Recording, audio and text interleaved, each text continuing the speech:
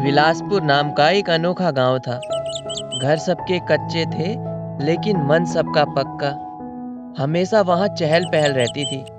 अधिकतर गांव के व्यक्ति कमाने चले जाते और महीने के एक आध बार अपने गांव विलासपुर आते। गांव की महिलाएं कुछ न कुछ छोटा काम करके घर का खर्चा चलाया करती।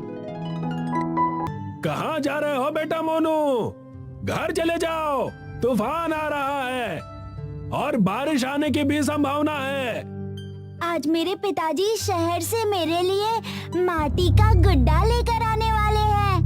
मैं वो गुड्डा घुमर चाचा तुम्हें कभी नहीं दूंगा। लेकिन चलो, वो सीधा घर आ जाएंगे। तुम पहले अंदर चलो और पिताजी के ना आने तक तुम अपनी माँ के साथ ही रहना। उस समय मूसलाधार बारिश का संकट था। पूरे गांव के लोग अपने अपने घरों में जाकर बारिश आकर चले जाने का इंतजार कर रहे थे। माँ, पापा कब तक आएंगे? मैं कब से उनका इंतजार कर रहा हूँ। आ जाएंगे बेटा, बस तुम शांत हो जाओ और देखना, वो तुम्हारे लिए बहुत सारे गिफ्ट लेकर आएंगे। कुछ ही देर में बहुत जोरों से बारिश होनी शुरू हो जाती है। गांव पूरा डूबने वाला होता है। तब वहीं मोनू के पिताजी वहां आ जाते हैं। भाग्यवान, हमें यहाँ से जल्दी ही निकलना होगा, वरना हम यहीं फंस जाएंगे। क्योंकि मौसम विभाग से खबर आई है कि कई दिनों तक बारिश नहीं रुकने वाली। अगर हम यहाँ रहे तो हमारी दिक्कतें बहुत बढ़ जाएंगी। लेकिन हम जाएंगे कहाँ?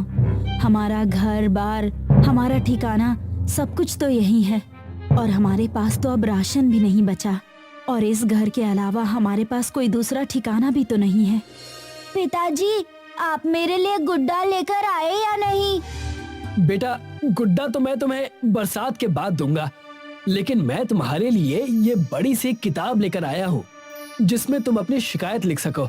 तब उन्हें घूमर चाचा आवाज देते हैं। अरे चंद्रकांत बेटा, पूरा गांव नदी के उस पार जा रहा है। जब तक बारिश खत्म नहीं होती तब तक हम वहीं रहने वाले हैं।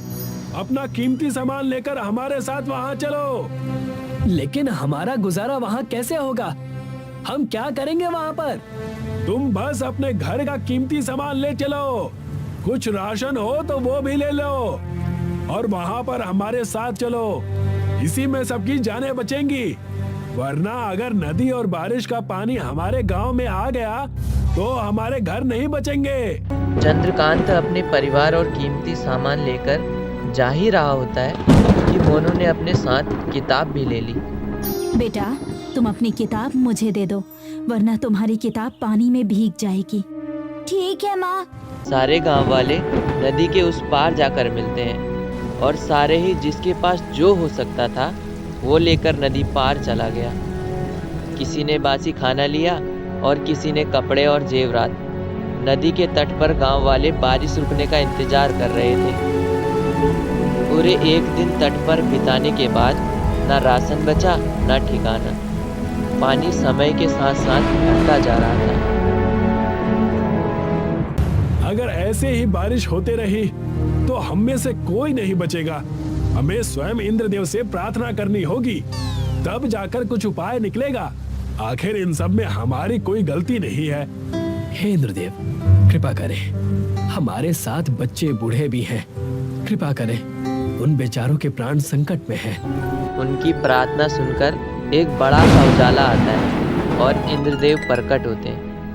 इस वर्षा का कारण स्वयं पृथ्वी के लोग हैं। इसमें मैं तुम पर वर्षा रोककर कृपा तो नहीं कर सकता, लेकिन तुम्हें बचा जरूर सकता हूँ।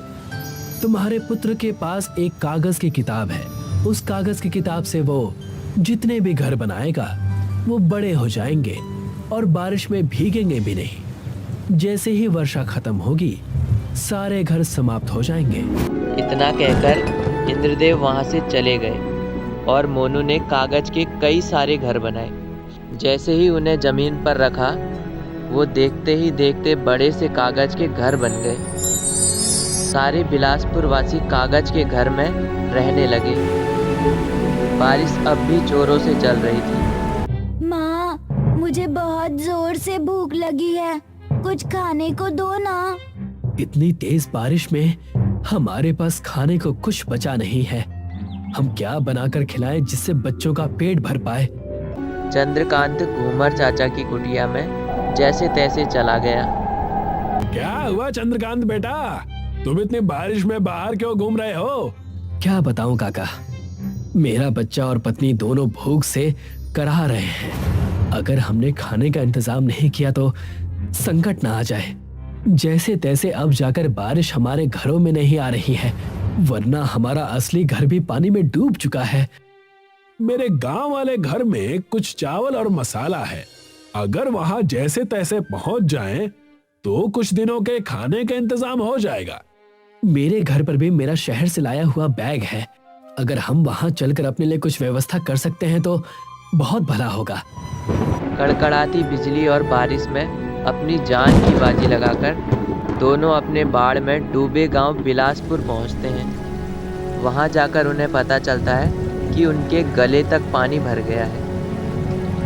यहाँ तो पूरे गले तक पानी भरा हुआ है। कहीं हमारे घर का बचा खुचा राशन भीग गया होगा तो हम क्या करेंगे? हमारा यहाँ से लौट जाना ही ठीक है। नहीं, मैंने अपना राशन घर के ऊपर स्टील की टंकी में रखा हुआ है। अगर हम मेरे घर से वो टंकी ले चलें, तो हमारा काम बन जाएगा। रुकिए, मैं जाकर ले आता हूँ, आप यहीं ठहरिए। चंद्रकांत घूमर चाचा के घर जाकर, जो घर पानी से आधा भरा हुआ था, वहां से राशन की टंकी ले आता है। घूमर चाचा और चंद्रकांत सारा राशन लेकर कागज के गांव पहुंचते हैं। उनके हाथ में राशन देखकर पूरे गांव वाले बेहद खुश हो जाते हैं। इस चावल से हम खिचड़ी बनाकर खा सकते हैं। इससे हम कुछ दिन और यहाँ अच्छे से बिता लेंगे और सबका पेट भी भर जाएगा। पूरे 2 दिन बिताने के बाद बारिश हल्की कम हो जाती है।